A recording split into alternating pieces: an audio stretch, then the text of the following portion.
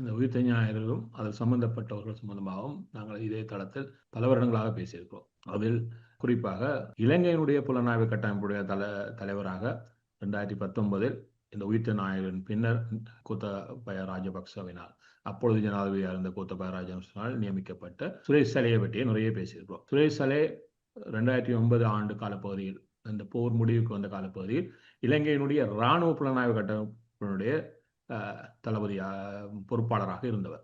இதே ராஜபக்ச கீழ் இருந்தவர். அப்பொழுது ராஜபக்ச இலங்கையினுடைய பாதுகாப்பு செயலாளராக இருந்தவர். பின்னர் ஒரு 10 ஆண்டுகளின் பின்னர் காட்சி மாற்றம், கோத்தபய ராஜபக்ச ஜனாதிபதி ஆகிறார் உயிர்த்த ஞாயிறின் பின்னர். அப்பொழுது அதாவது 2009 இராணுவ கட்டமைப்பினுடைய புலனாய்வு தளபதியாக இருந்த பொழுது அவர் கேர்னல் சுரேஷ் சலே. பின்னர் 2019 அவர் பிரிகேடியர் சுரேஷ் சலே.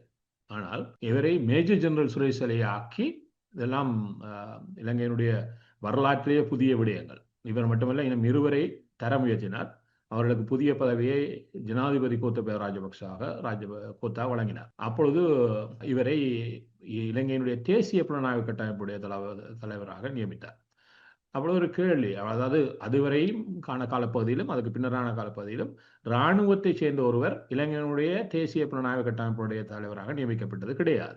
ஏனென்றால் போலீஸ் துறையை சேர்ந்தவர்களையே இலங்கையினுடைய தேசிய புலனாய்வு கட்டமைப்புடைய தலைமையாக நியமிக்கப்பட்டிருக்கிறார்கள். ஆனால் ஒரு மாற்றீடாக இவர் நியமிக்கப்படுகிறார். ஏன் என்ற கேள்வி வருகிறது. ஏதோ ஒன்றை தொடர்ந்து தக்க வைப்பதற்காகவே இவர் அந்த கட்டமைப்பில் கொண்டு வந்து நிறுத்தப்பட்டார் என்கின்ற ஒரு பார்வை இருந்தது.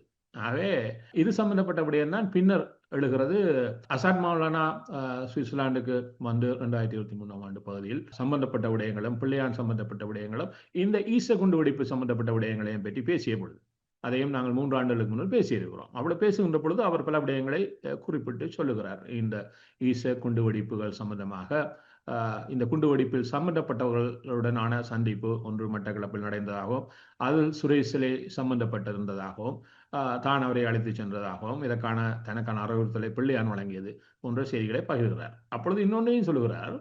சுரேஷ் சலே தனக்கு தொலைபேசி அழைப்பை எடுத்து இந்த குண்டுவெடிப்பு காலப்பகுதியில் ஒருவரை தாஜ் சமுத்ரா நட்சத்திர விடுதியில், இந்தியாவை பின்புலமாக கொண்ட தாஜ் சமுத்ராவில் உடனடியாக சென்று ஏற்றுமாறு தன்னை பணித்ததாகவும், தான் கொழும்பில் என்று சொல்லியதனால் தவித்துக் கொண்டதாகவும் சொன்னார்.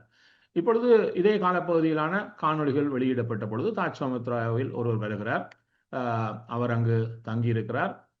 அங்கு இருக்கக்கூடிய உணவு விடுதியில் இருக்கிறார். பின்னர் அவருக்கு ஒரு தொலைபேசி அழைப்பு வருகிறது. அவர் தொலைபேசி அழைப்பை எடுத்து பேசுகிறார். அதன் பின்னர் அவர் அந்த விடுதியிலிருந்து தாஜ் சமுத்ராவிலிருந்து வெளியேறி செல்கிறார்.